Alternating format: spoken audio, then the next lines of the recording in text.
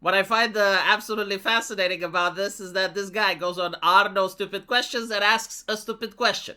My 20-year-old son doesn't date. His friends don't date. My friends' kids don't date. What's going on? When I was in my late teens and early 20s, life for my friends and me revolved around meeting girls. My son and his friends, who are athletic and outgoing, don't seem to put a lot of emphasis on dating.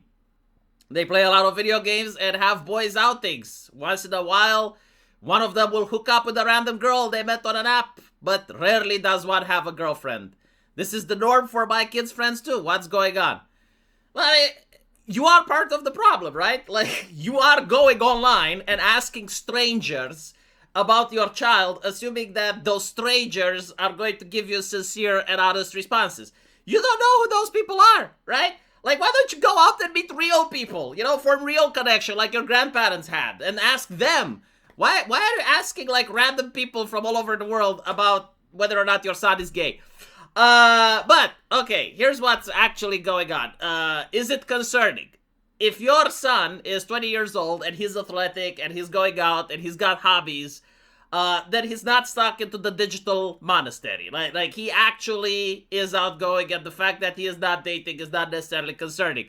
Is it societal concerning? Well, it's kind of moderately concerning, right? Because what's happening here is not a one single issue.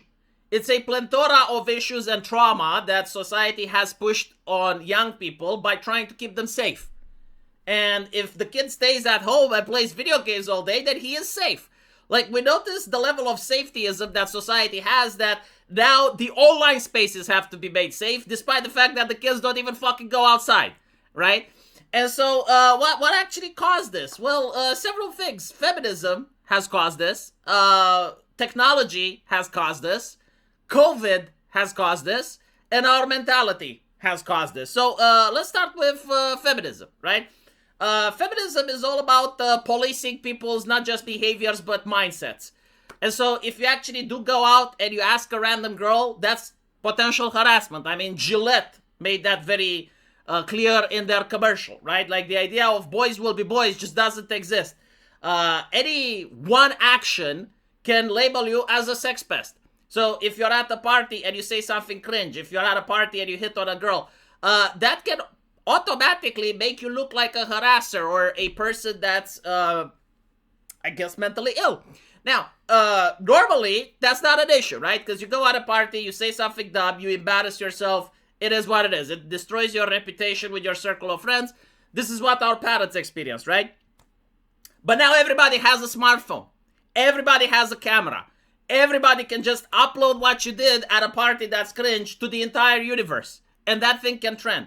If you go on TikTok, you will actually see mean girls doing literally that. They go to the gym, and whenever a guy just looks at them, they automatically upload that to their entire circle of peers. They humiliate the man. They try to get him fired. They try to ruin his reputation. There are girls that go at the party, and they do exactly that. Like, some guy just comes up to talk to them, and the girl immediately says, "Oh, I feel so offended that he believes that he can actually approach someone like me." And so they decide to ruin that entire person's career. What do you think this does? It disincentivizes people from actually going out and meeting other people. Like, if every single human interaction that you have is expected to be done at perfection level because a camera may be there and you may actually be uploaded, then people just simply choose to interact less. Now, COVID did actually hurt this even more, because people were already stopping from going outside, but now you force people in their doors. People become creatures of habit, and they actually get used to staying at home and staying inside. And so now they go out even less. And on top of that, you also add, companies that now bring you food at home, right? Like food delivery companies, which existed back in the day, but now are becoming so popular to the point where I know people that don't even cook anymore, right? Like, they just order food already prepared to their house. And so people genuinely have less reason for going out. And so now the human interaction happens over online video games, Discord groups, chat groups, Facebook groups, right? That's where people spend most of their time.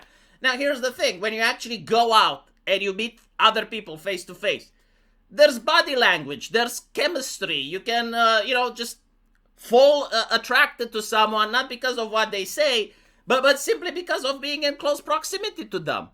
That is now removed, right? So like if that is removed, the chance of people dating and actually going out decreases dramatically as well. Finally, it's the mentality, right? Now, when it comes to boys, they don't actually get any type of advice from anywhere on what a man should be like. Like, how should you attract a woman? What is the do's and don'ts? When my parents were young, you had the code of manners, right? And it told you how to act with a lady. Like, there were very specific gender rules.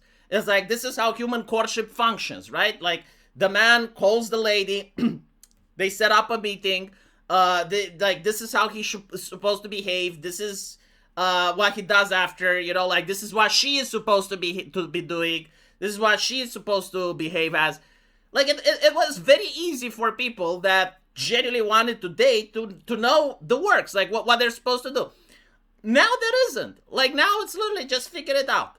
And this is where the dating apps come in, right? So, like, what are dating apps? Where there's something that's very harmful for men and women. Men are treated like items in a supermarket, right? Like, the woman just goes there, sees a picture of the man, nothing else, and she swipes left or right, based on how she feels. And it's very dehumanizing when you do that to hundreds, if not thousands of men. Meanwhile, the men are the product, right? So they just swipe left on everything, hoping that one chick bites. Now, here's what happened, right? Like, when the women have so much choices, like, it feels like you have a lot of choices, but in reality, it's still limited to a very small number of chads. So, like, the woman is going to actually find the guy that she genuinely likes, maybe she genuinely wants to have a relationship with, and she goes out with a chad. The problem is, like, the chad has a tsunami of pussy. Like, he's got, like, he's swimming in tits. He's got, like, the entire harem on his phone. And he has to go through all of them.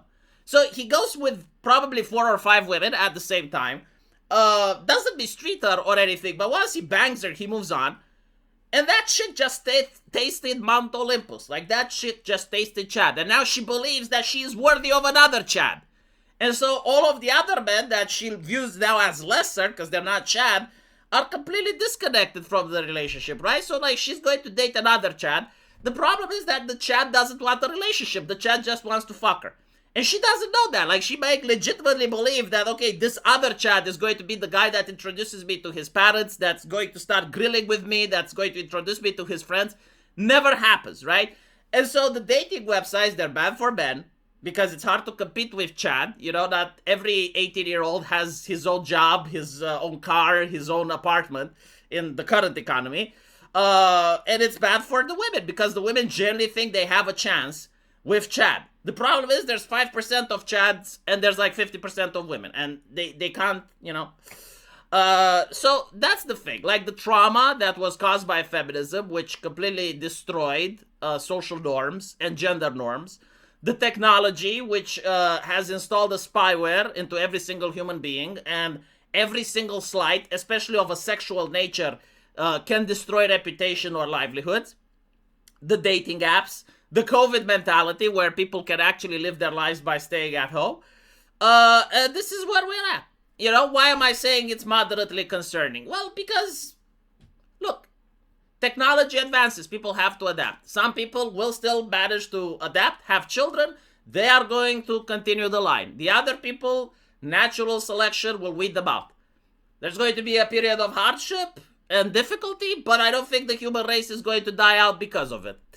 Anyway, right, let me know what you guys think, and as usual, we'll see each other in the comment section. Take care.